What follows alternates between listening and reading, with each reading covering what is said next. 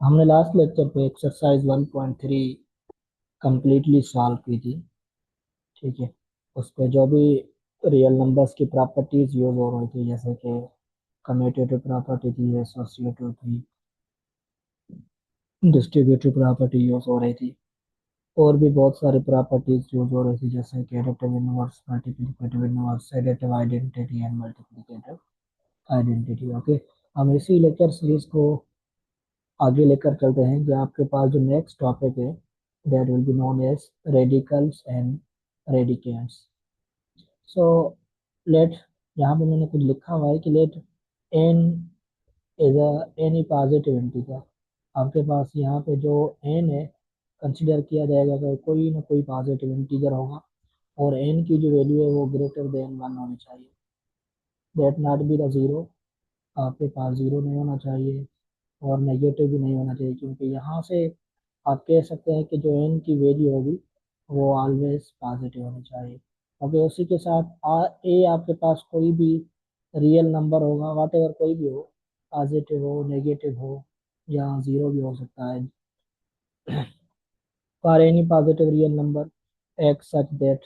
अब एक्स के लिए हमारे पास क्या मौजूद है कि फॉर एग्जांपल आप लिख सकते हैं कि x power two is equal है।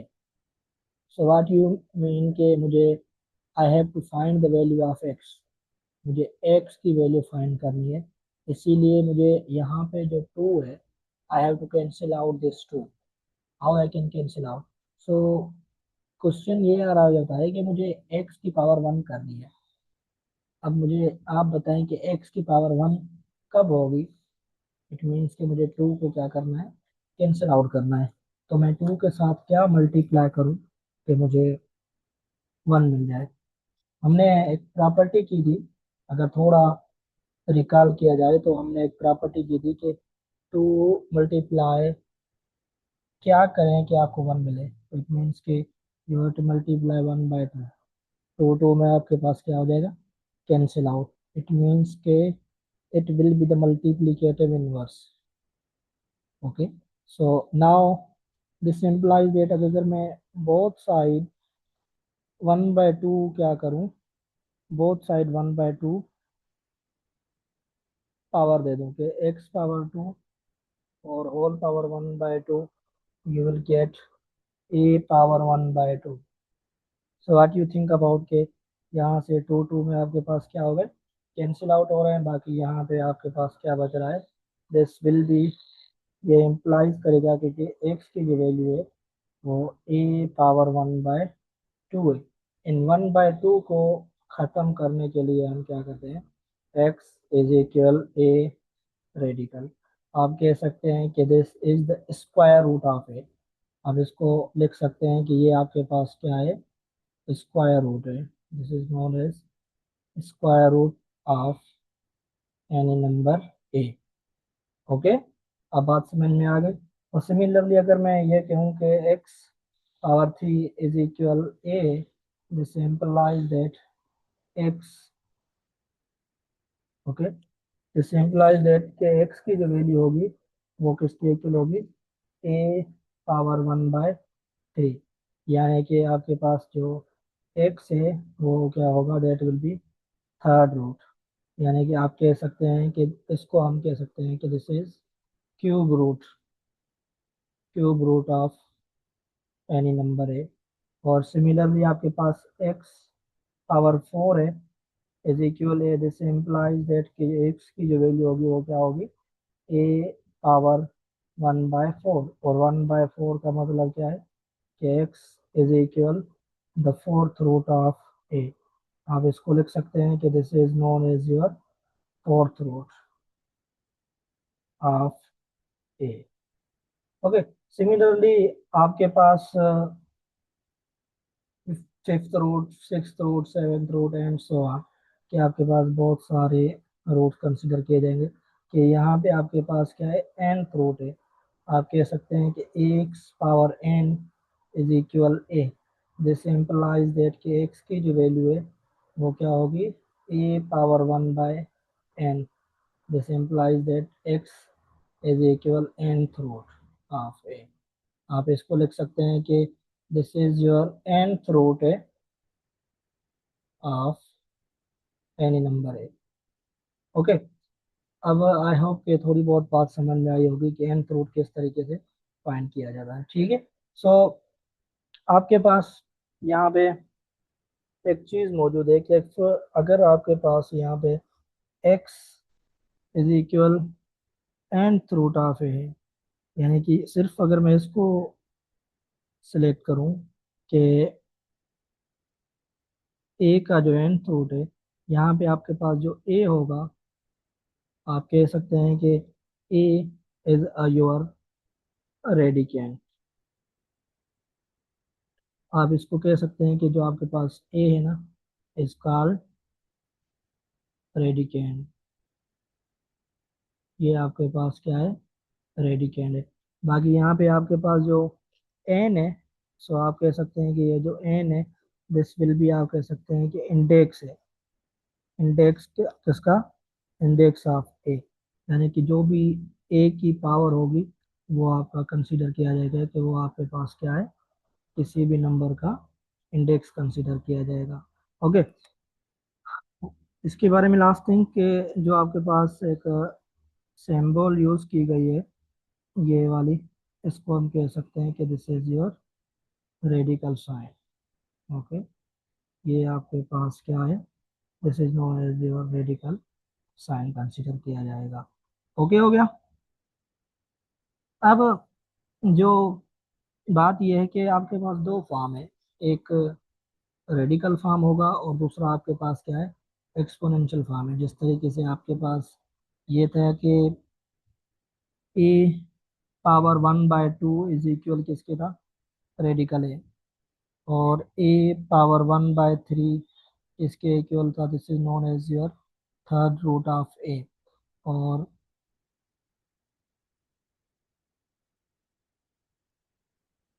आपके पास ए पावर 1/4 जो है, this is known as your fourth root of A. और सिमिलरली आप कह सकते हैं कि ए पावर 1/n जो है, this is your nth root of A. तो ये जो पूरे के पूरे जो लेफ्ट पे मैंने लिखे हुए हैं, आप कह सकते हैं कि these are the your exponential form. ये आपके पास क्या है, एक्सपोनेंशियल फॉर्म है। ओके। आपके पास दो फॉर्म थे, ये आपके पास एक्सपोनेंशियल फॉर्म है, और जिस पे भी आपके साथ क्या है, रेडिकल मौजूद है, आप इसको कह सकते हैं कि this is known as your radical form.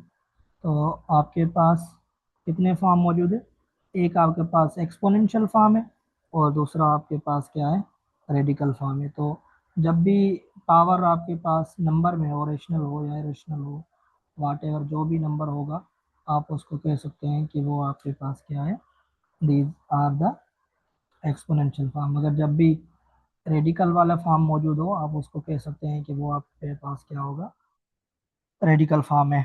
Okay. तो अब आपके पास नेक्स्ट जो टॉपिक है, आप कह सकते हैं कि this is known as properties of square root. Okay. आप यहाँ पे लिख सकते हैं कि properties of square root. Okay. Property number 1 है कि if you have a radical a multiply radical b, so let me complete this situation. So let, आप कह सकते हैं कि let for all a and b belongs to real number, ये आपके पास क्या है, दो रियल नंबर्स होंगे, and m and n belongs to integer, और m और n जो भी नंबर है हमारे पास वो इंटीजर कंसीडर किया जाएगा। इसीलिए आपके पास जो फर्स्ट प्रॉपर्टी है, radical a multiply radical b is same as radical a multiply b। यानी कि आप कह सकते हैं कि आपके पास सेपरेट रेडिकल को सिंप्लीफाई करने के बजाय आप नंबर्स को मल्टीप्लाई करके सिंप्लीफाई करें। फॉर एग्जांपल, मैं इस तरीके को सॉल्व कर सकता हूँ कि if you have radical 2 multiply radical 8, कि दोनों को दोनों इरेशनल नंबर है, मगर इसकी रेडिकल निकालना थोड़ा मुश्किल हो जाएगा। इसीलिए आप बेहतर ये नहीं कि आप 2 × 8 और एयर रेडिकल सॉल्व करें, दैट विल बी 16 का radical, that will B equal 4। सो इसीलिए आप कह सकते हैं कि जो प्रॉपर्टी नंबर 1 है यहाँ पे, वो आप यूज़ करने के लिए मतलब कि बेहतरीन होगी। इसीलिए आपके पास प्रॉपर्टी नंबर 2 है कि if you have a radical a divided by radical b, तो आप कह सकते हैं कि दैट विल बी इक्वल हो जाएगा कि यहाँ पे radical a divided by b, यानी कि होल रेडिकल लेते हैं पहले डिवाइड करके, फिर जो भी आपके पास है उसको क्या करें, फॉर एग्जांपल इस तरीके से कि if you have 8 radical 8 divided by radical 2 है, this will be same as 8 divided by 2 and radical, so 1 times and 4 times, this is radical 4, so radical 4 is equal to, okay, so now you have a property number 3, आपके पास property 3 है। 3 property को क्या define कर रहा है कि if you have a any real number a divided by its radical, that will be same होगा आपके पास, that will be same as radical a, यानी कि ये कह रहा है कि अगर आपके पास 2 डिवाइडेड बाय रेडिकल 2 है, आपको इसको सिंपलीफाई करने की कोई ज़रूरत नहीं, जो भी आपके पास रेडिकल 2 आ रहा है वो ये आपका क्या होगा आंसर। यहाँ आपके पास इस तरीके से हो 0.5 divided by radical 0.5, that will be same as radical 0.5, okay. And property number 4 है आपके पास radical a multiply radical a. देखेंगे हमने प्रॉपर्टी नंबर 1 की थी कि अगर दो नंबर सेपरेट सेपरेट हैं और रेडिकल है तो उनको क्या कर सकते हैं, लिख सकते हैं कि ए मल्टीप्लाई ए और रेडिकल, और ए मल्टीप्लाई का मतलब क्या होगा, ए स्क्वायर एंड रेडिकल, रेडिकल और स्क्वायर आपस में कैंसिल आउट हो जाएंगे, क्यों, क्योंकि ए पावर 2 और रेडिकल का मतलब क्या था आप लोगों ने देखा कि 1/2 cancel out, you will get the 2, यानी कि आपके पास जो प्रॉपर्टी है वो क्या है, radical a multiply radical a same as a, so this is known as property number 4 है आपके पास, ओके। अब प्रॉपर्टी नंबर 5 आपके पास क्या है कि इसको इस तरीके से आप डिफाइन कर सकते हैं कि 1/1 किसके इक्वल होता है, सो 1/1,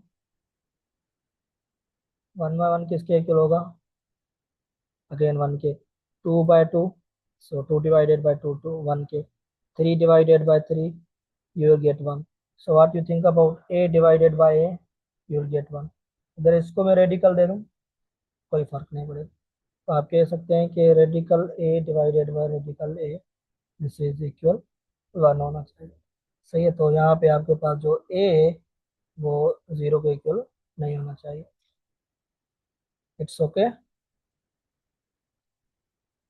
okay. Property number 6, that will be very simple property आपके पास कि अगर आपके पास दो इंटीजर है, सही है, कि if you have multiply M radical A plus minus N radical A है, तो डिस्ट्रीब्यूटिव प्रॉपर्टी यूज करके हम ए को कॉमन निकाल सकते हैं, that will be same as M plus minus N and you have to multiply with radical A, यानी कि कोई भी नंबर हो आप इसको यूँ कर सकते हैं कि if you have a 2 radical 2 plus minus 3 radical 2, this is same as 2 plus minus 3, plus भी हो सकता है माइनस भी, एक ही मतलब कि और रेडिकल 2 कंसीडर किया जाएगा, ओके।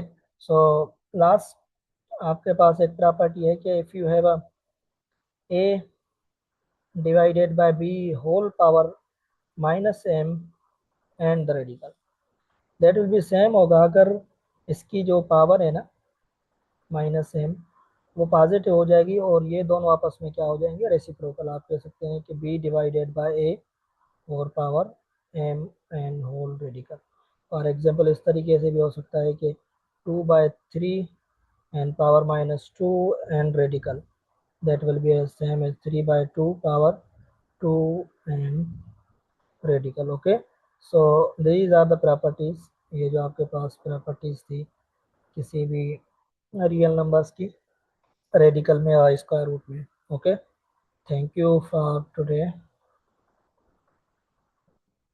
आज के लिए इतना काफ़ी है. इंशाल्लाह हम कल वाले और लेक्चर में देखेंगे.